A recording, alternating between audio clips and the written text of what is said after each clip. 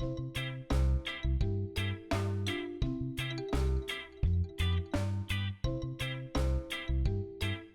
am a teacher. I'm going on my 7th year, which is absolutely crazy. I work in an inclusion classroom and I am the special educator in the inclusion classroom, and it is just the best job in the entire world. I am 28 years old and I still do not know how to tie my own shoes. I do not know how to do the whole loop, swoop, and pull method. Whenever I tie my sneakers, I do the bunny ears method. I've tried so many times and I just cannot learn how to do the whole loop, swoop, and pull, so it is the bunny ear method for me on the regular. I went to 6 proms when I was in high school. That's right, 6 proms, and don't get it twisted, I was not like super popular by any means. 2 of my best friends went to a different school and I'm a year above them, so I went to my 2 proms. I went to both of their proms with some of their friends, and then one of my closest friends at my high school is a grade lower than me, so I went to his junior prom and then the senior prom. So yeah, 6 proms I went to, and they were all so much fun. I really had a great time at prom, and to be honest with you, I had a better time at other people's proms than I did at my own prom. I danced for 15 years of my life. I used to specialize in acrobatics, and I used to be able to flip like a freaking frog. I used to be able to do like 15 back handsprings in a row, back tucks, front tucks, aerial, just the whole 9 yards. Adam and I have been dating for 2 years now, and it has been the best 2 years of my entire life. He treats me like a princess every single day. I love him. It is just so nice to be in a relationship with somebody that you connect with on like a mental level and a physical level and an emotional level and just a spiritual level, and it's really awesome. My nickname for him is Boothang, as I'm sure most of you know if you follow me on Instagram. And his nickname for me is Stove. That's right, Stove. S-T-O-V-E. Just don't even ask. Stove. Why? Why?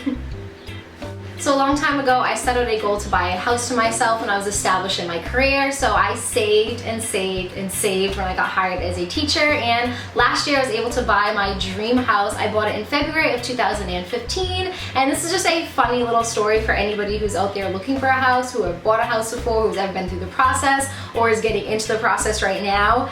It stinks. It is crazy. It is so overwhelming, and I bought my house, like I said, in February when everything went through, but I officially signed the papers on December 24th, which is Christmas Eve. Now, my parents are crazy about Christmas, so we have this huge Christmas party every year. My dad was working, my mom was cooking, and my boyfriend was working, and my friends don't really know anything about the house buying process, so I had to go sign the paperwork on my own. And I was like, you know what? You're gonna be independent, Allison. This is your chance to prove yourself, so you're gonna go on your own and you're gonna do this. So I ended up meeting my realtor, and we were sitting there and she was talking about all this paperwork, and she was speaking a different language to me. I don't know, like I said, if you have been in the house buying process before, you know how overwhelming it is to sign the paperwork. It's just like you're signing your life away, and the language that they are speaking is nothing like I have any idea about. So I'm signing the paperwork and my realtor is talking to me, and she's explaining the whole process to me, and she's using all these words that I just have no idea about, and I can just feel it in my throat. I'm getting that lump in my throat, and it starts moving up and moving up and moving up, and it starts moving to my eyes, and I start tearing up. And my realtor, she didn't really notice at first, but she's like, all right, are you going to do escrow? And I just start bawling my eyes out. Not like cute little tiny cries, like ugly crying. I just started crying and bawling, and I didn't know what to do. My realtor is like, Allison, what's wrong? What's going on? And I was like, I don't even know what escrow is, and I feel like I'm making a big mistake. And she was at that point, was like, why didn't you tell me? I'll explain everything to you. And again, at that point, she sat me down and she started talking to me about everything in layman's terms so I could understand it. So this is just a little side story for you. If you are in the process, don't be afraid to speak up. Don't feel like you have too much pride like I did, because you're gonna end up walking out of that meeting being like, what did I just sign? I have no idea what this means. I didn't even know what escrow was. I still to this point really don't understand what escrow is, but you know what? It all worked out. Speak up for yourself, because that is your realtor's job. They will literally put it in layman's terms. She ended up speaking to me like I was a 5-year-old, because that's what I needed, and it really explained the whole situation more to me, and I ended up buying my dream house. I have no clue what I signed for, but just speak up for yourself, because they will make it a lot easier for you. I've been dealing with anxiety since I was in high school. It is terrible. I do not wish it upon my worst enemy. A couple of months ago, it started getting really, really bad. Nothing triggered my anxiety. Everything was going wonderful in my life, but I was just so anxious about everything. I was so scared about everything, and slowly but surely, it turned into a little depression, and I just never experienced that in my life before, and I have to say it was the darkest time that I've ever gone through. And again, I don't know what triggered it. So my life was kind of in shambles a couple of months ago. I actually had to move back in with my parents for a week because I was just so scared to be on my own. I was just so scared of the thoughts in my head. I was just sad all the time. I was crying every single day, and it got to the point where I was like, I can't handle this on my own anymore. It was like 2 months, I want to say, of going back and forth with like anxiousness and depression and just feeling sad and feeling scared. And again, I just felt like it was not something that I could handle on my own anymore. So I ended up contacting my doctor, and she set me up with a really awesome counselor or therapist, whatever you want to call them, and it has been life-changing. I'm also on an antidepressant right now, an anti-anxiety pill. I'm on 5 milligrams of Lexapro. It's a very, very low dose, but with that and the therapist and other strategies that I've been working on my own, it has just made the world of a difference. I feel happy again. I feel excited for the day. I feel just, elated with how my life is going again, and I really don't know what brought that on, but I'm just happy that I'm trying to work through it on my own. I think that I'm including this clip in my 20 facts about me because it is a very personal thing, and it's not something I want to just broadcast out there, even though I just did. But the reason why I'm doing this is because I know that there's a lot of people out there that are going through the same things that I went through and that I am currently going through. And I just want you to know that you are not alone. There are so many people that are dealing with this, and I encourage you to get yourself help. If it wasn't for the therapist, if it wasn't for the antidepressant pill, I could be still in that terrible, terrible place.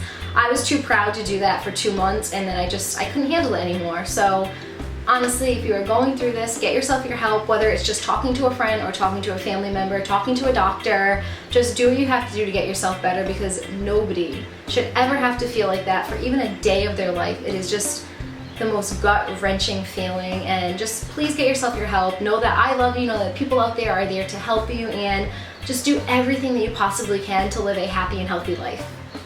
So I used to be the biggest Harry Potter hater in the entire world. I thought it was just this trend that everybody was jumping on the bandwagon for. I was like, when will this fad just end? I refused to read the books. I refused to watch the movies, and I was just like, can this be over already? I'm done seeing it everywhere. Well, for my birthday, I think it was my 20th birthday, I was in college at the time, The Goblet of Fire came out, and my friend was like, just come to the movies with us. I actually had nothing else to do that day, so I was like, why not? I'll go see the movie with you. And it changed my life. It changed my world. It changed my existence. Now, mind you, The Goblet of Fire is the 4th movie that came out. I had no clue what was going on beforehand, so I was kind of just piecing all the puzzles together. But I remember leaving that movie being like, this is it.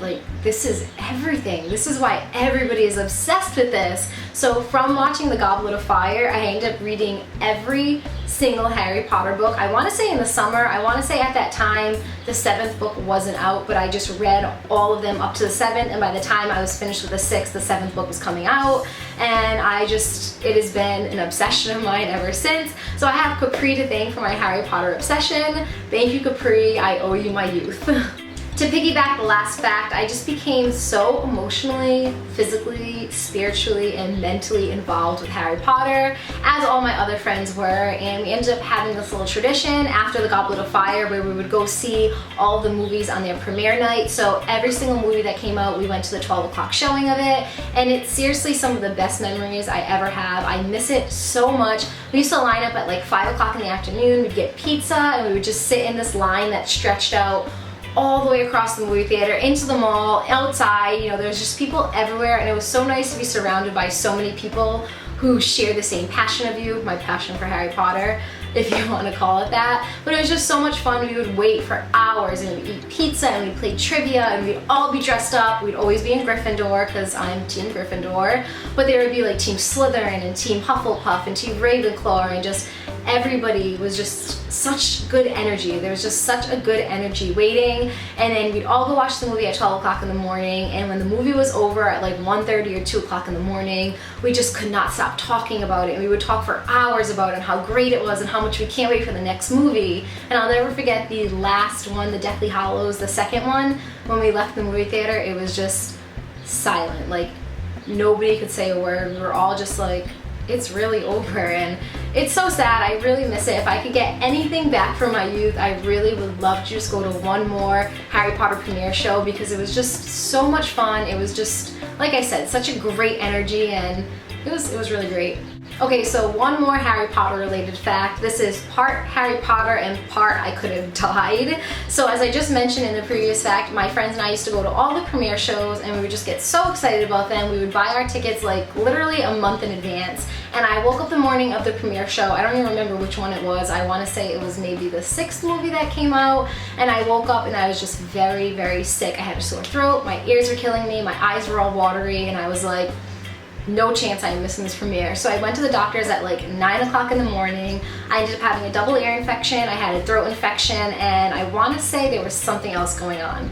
They gave me antibiotics. I want to say I had to take it like every 5 or 6 hours. Again, this happened a long time ago, so if I messed some of the details up, I apologize. But I grabbed the antibiotics, went home, took my first pill, and it knocked me out. I took a nap for like 3 or 4 hours, woke up, did some stuff around the house, took my next pill, knocked me out again, woke up, and it's getting close to 5 o'clock now, so we were getting ready to go to the premiere. So I took my pill with me because I knew I was going to have to take another one before the movie. We sat in line. I was feeling a little better, but I was still feeling just like very out of it. The movie was about to start. I think it was like 11 o'clock at the time. So I took the last pill and I went into the movie theater. Now the movie is starting and I just feel really, really weird. I start sweating and my friend Vinny was sitting next to me. He like touched my face and it just like slid right off, and he was like, "Allison, like, you're sweating profusely, like what's wrong?" And I remember hearing him, but I couldn't really see him. I just was completely not there. I remember watching the movie, and now mind you, this is a Harry Potter movie. There's a lot of witchcraft and wizardry in there, and I remember Hermione doing a spell, and I remember seeing the spell coming right at me. Now we didn't go see it in 3D, I just remember seeing the spell coming towards me.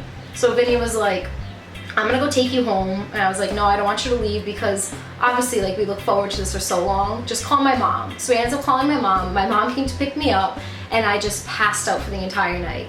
And I woke up the next morning, I took my next pill because I was like, "You must have just been on it, Allison, like what are you gonna do?" My aunt is actually a nurse, and she came over, and I was like, "Auntie, like I feel really weird, like can you look at these pills and tell me like what is going on?" So long story short, I don't know if it was the doctor's end that messed us up, or they wrote it kind of sloppily and then the pharmacist messed it up, but they ended up giving me Vicodin instead of antibiotics. Now again, I'm gonna mess up all the dosage because this was so long ago, but my auntie looked at the dosage and she's like, "How many of these pills have you taken?"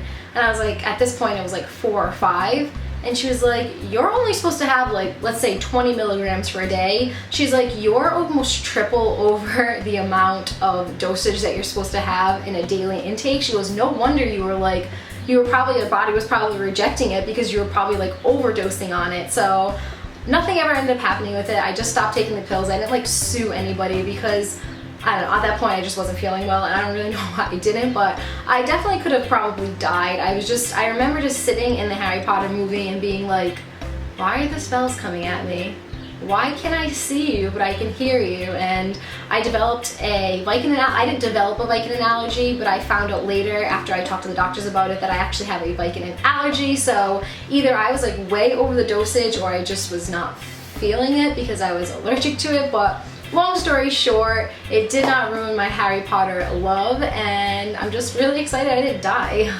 I'm a hardcore Disney nerd. I'm sure if you follow my channel you already know that. I am just obsessed with Walt Disney World and anything that has to do with Disney. It makes me feel like a child again. It just makes my heart so happy. Adam and I became annual pass holders this year for the first time ever, and it's been so much fun. Our next trip is this July, and it's coming up so soon, and I'm so excited for it.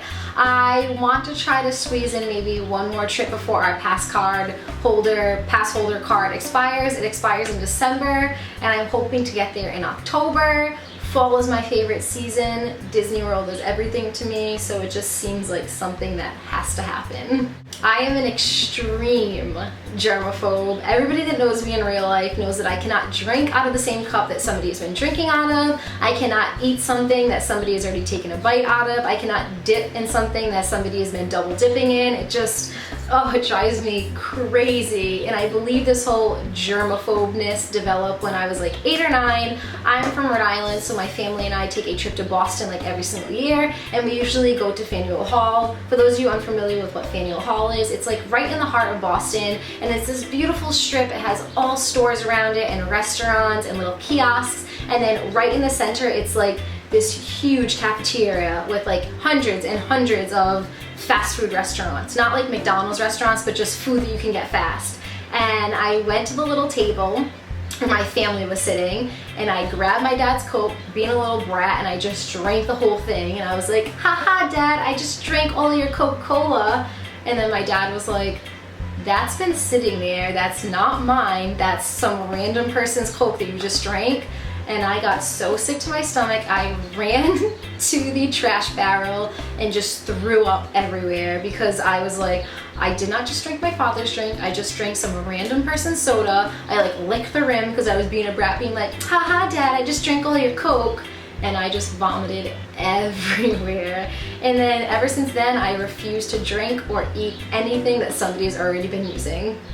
So I'm gonna hit you with some teaching stories now because they're hysterical, and like I mentioned in my first fact, I'm an educator and teaching stories are just the best stories. So I am 5'2", I am very short, and before I got hired as a teacher, I used to sub. So I subbed for 2 years, and subbing, they just throw you in random schools in the district that you're placed in, and you just have to go to them, and you have to do all the plans that the teacher leaves for you, and then you have to dismiss your students. So I was dismissing my class. I want to say I was doing 6th grade at the time, or 5th grade. I had older students at the time, and I was dismissing my class. So I finally dismissed the last person, and I was going back to the room to get my stuff.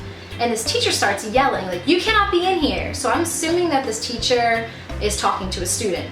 So I continue walking, and obviously you can only see the back of me. So the teacher continues yelling, and he's like, you're not allowed to be in here. You're not allowed to be in the halls right now after hours. So I keep walking, and I'm like, wow, somebody like needs to listen to this guy. So he does it for the 3rd time, and I'm like, I'm gonna turn around and just like see what's going on. So I turn around, and he's like literally 5 feet away from me, being like, you can't. And then I turned around, and he was like, oh my God. He was like, I am so sorry. I thought that you were a student. From the back, you look like you're a child. And I was like, well, that's rude. But I also understand that I'm 5'2", and most of my students are taller than me, and I just thought it was so funny. We had a really great laugh about it, but he was like, I was yelling at you, and I was wondering why you weren't turning around. And I was like, yeah, I was walking to my class, and I was like wondering why the student wasn't listening to you. So we had a good laugh at it.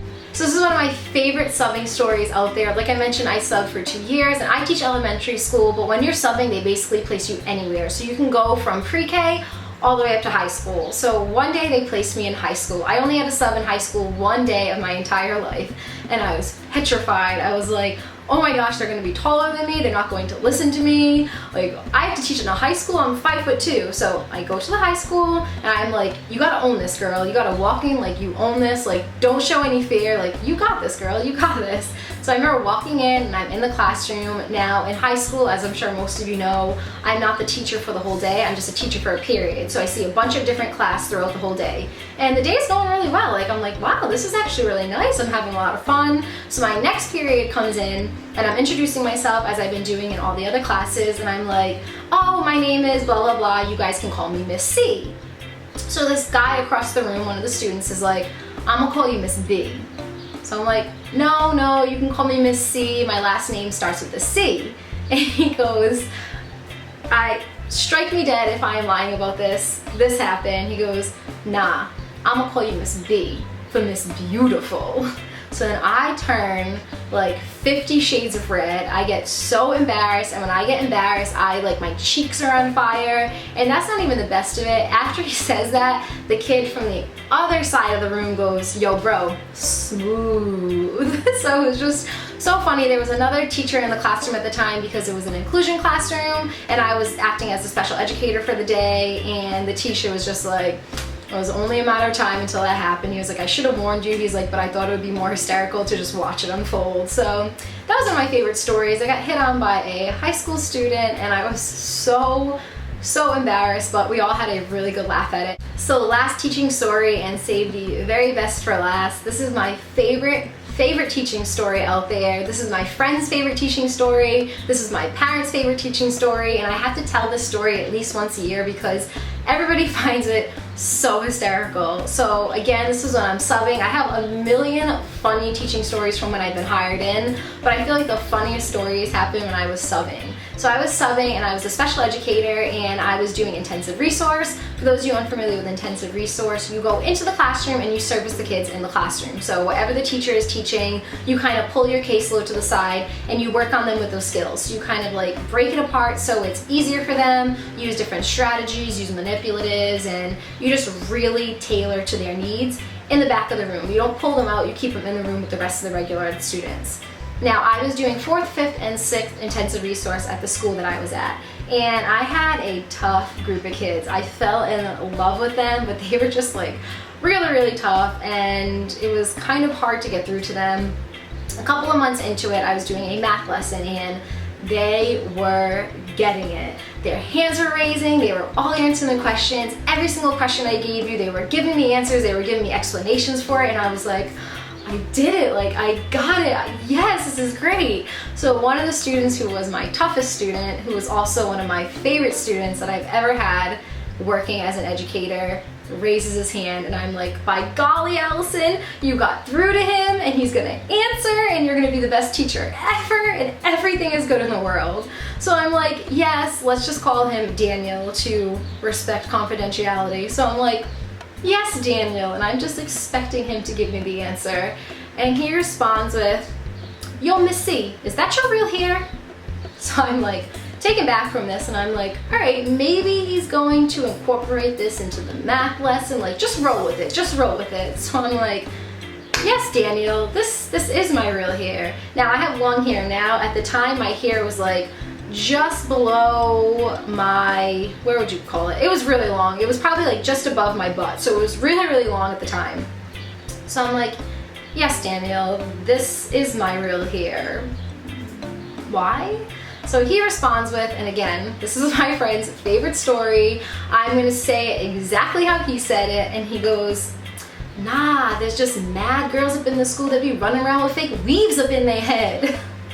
So at this point I'm like, what the heck?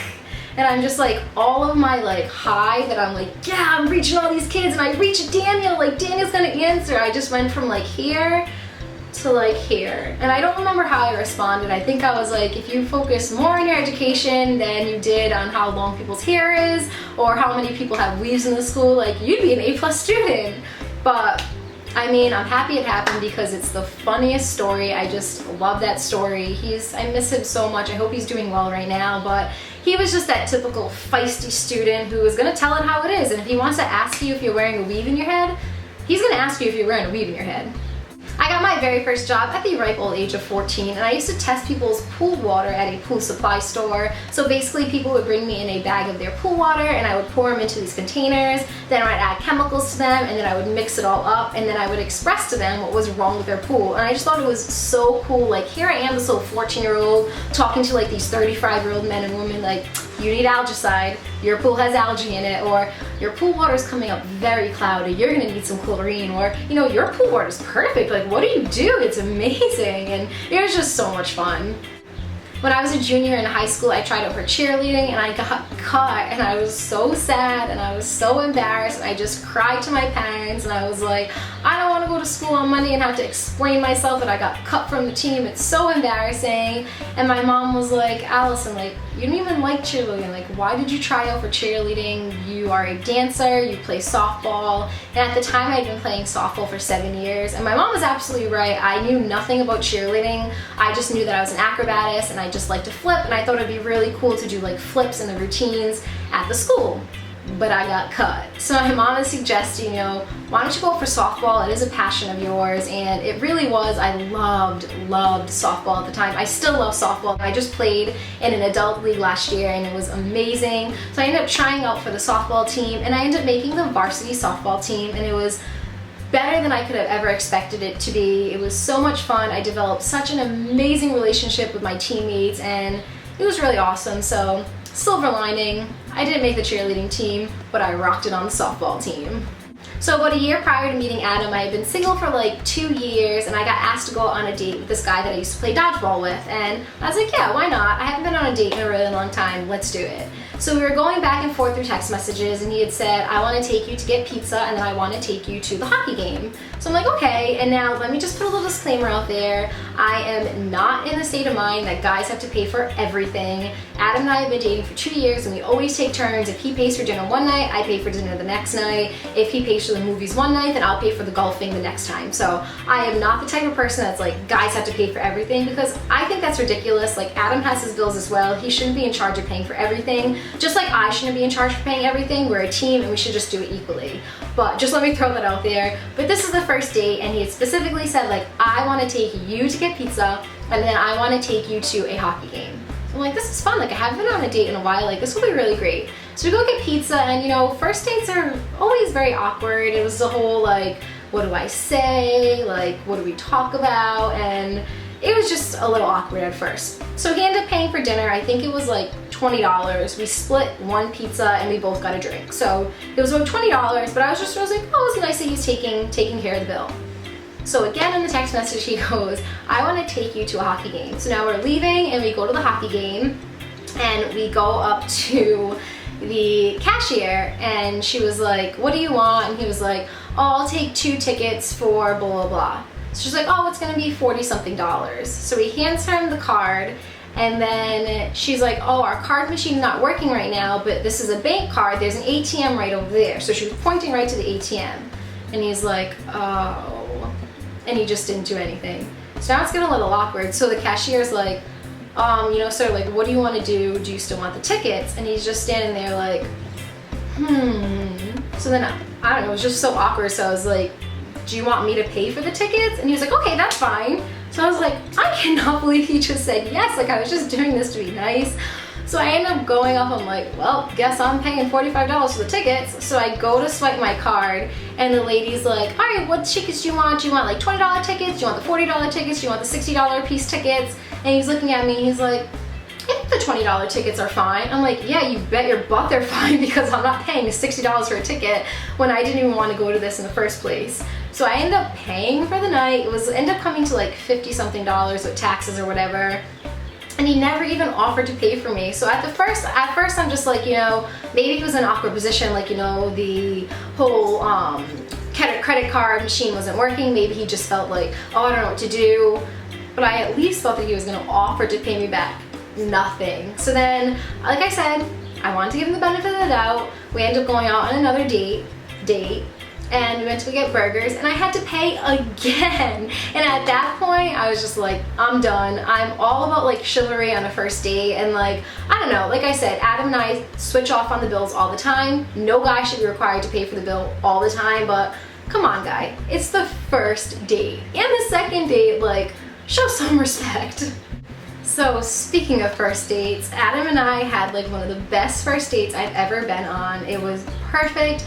He came to my house, he came to the door, he met my parents. I was living at home at the time. We went out to eat, and we just like connected. It was just like sparks were just flying. Like, we were just connecting with each other, and we had so much in common. We had the same values about a lot of things. He's extremely family oriented.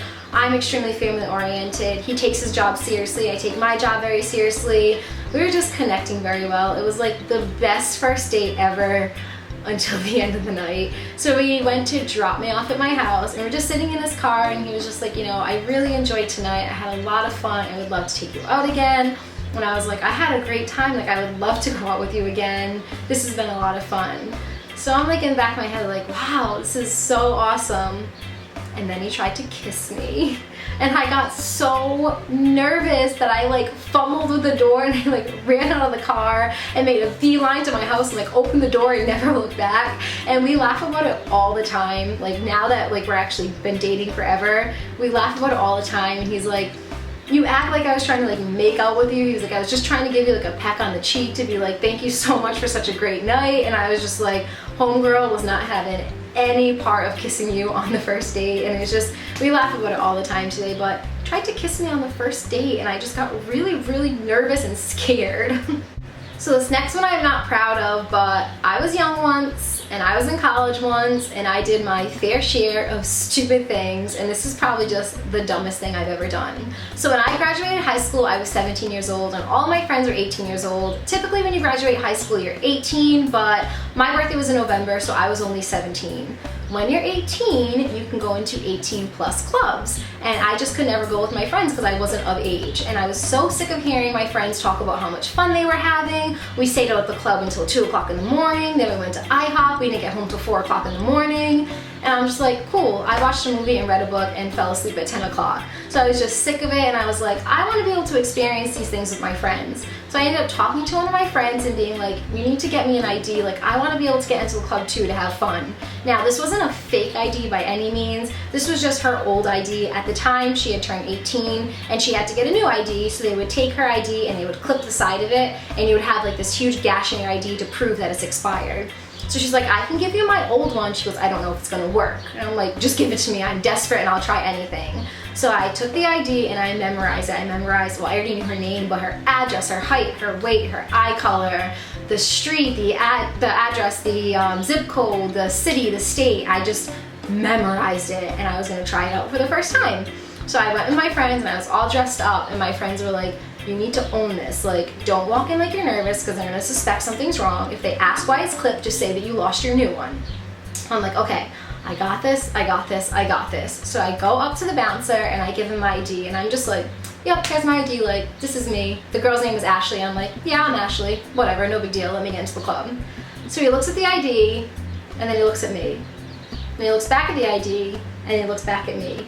Now inside, I'm like freaking out. I'm like, oh my God, he knows it's not me. Like, but just own it. Like, just own it. Like, you are Ashley. So he looks back at the ID and he's like, who's Allison? Now I'm freaking out inside because I'm like, how does he know my real name? Like, no. I'm just like, oh, I don't know. My name's Ashley. I don't know who Allison is. So he looks back at the ID, looks back at me, and he goes, no, seriously, who's Allison? And at this point, I'm like sweating now because I'm like, I'm gonna get caught and I'm gonna have to go to jail, which they probably would never send you to jail for that because they know that you're in college and you're just like trying to have a good time. But I'm just like, how does he know my name is Allison? So I'm like, I don't know, like, where are you getting Allison from? Like, my name's Ashley, like it says on the ID.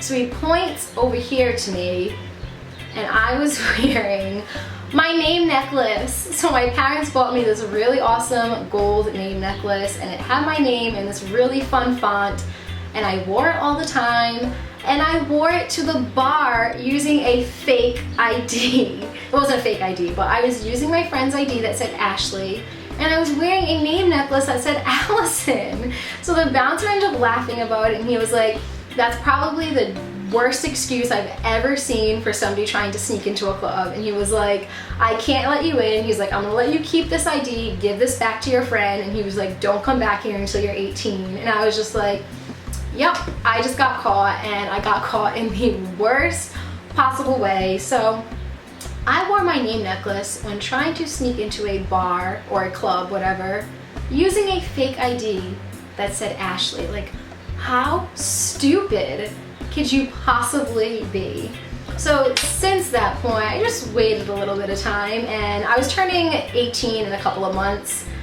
I ended up just waiting until I got an ID, and you know, sometimes we do stupid stuff in life, and sometimes it just completely backfires, and that completely backfired for me.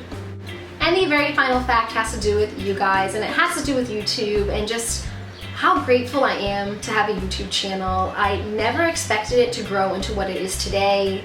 I started off with just like having 5 subscribers for 1 whole month. I ended up getting like 5 subscribers, and I was just like, I made it. Like, 5 people care about what I have to say. Like, 5 people are willing to subscribe to me to watch my videos, and I thought it was just the coolest thing. And I never expected it to grow to almost 65,000 people that watch my videos and comment and like and share and just are involved in my life. And it's just been, I don't want to get like too emotional, but it's such a nice escape for me. It's such a great way to like keep in touch with people and get to connect with people that I otherwise never would have been able to connect with. I've had so many opportunities brought forward to me because of YouTube, again, that I never would have had otherwise. I really appreciate that you guys like my quirkiness and my like dorkiness, because I am such a dork. And I'm not gonna lie to you, I was really nervous about starting a channel about 4 years ago, and then I just went with it, and it's been one of the best decisions I've ever made. I love connecting with you guys, and I really appreciate you guys making this so much fun for me. I really just want to take a moment to thank you for everything that you do for me on my channel, watching my videos, liking my videos, commenting on my videos, sharing my videos, just taking an interest in my life. Like, I know I haven't done like a P.O. box haul at all, but I received such awesome things in my P.O. box, such amazing letters of you guys just sharing your life with me. And I think that's one of the biggest things that I love about YouTube is I get to share my life with you, but at the same time you guys are sharing your life with me, and it's just been absolutely incredible. I wanted to take a moment to thank you from the bottom of my heart for making this so much fun for me, making this something that I look forward to doing each and every single day of my life. And I just want you guys to know how much I love you and how much I appreciate your support. I hope that you're all having a beautiful day. I hope you were able to get through this really long, lengthy video, but I had a lot of fun filming it. Again, I love you guys so much. I hope you're having a beautiful day, and I will talk to you all soon. Bye, guys.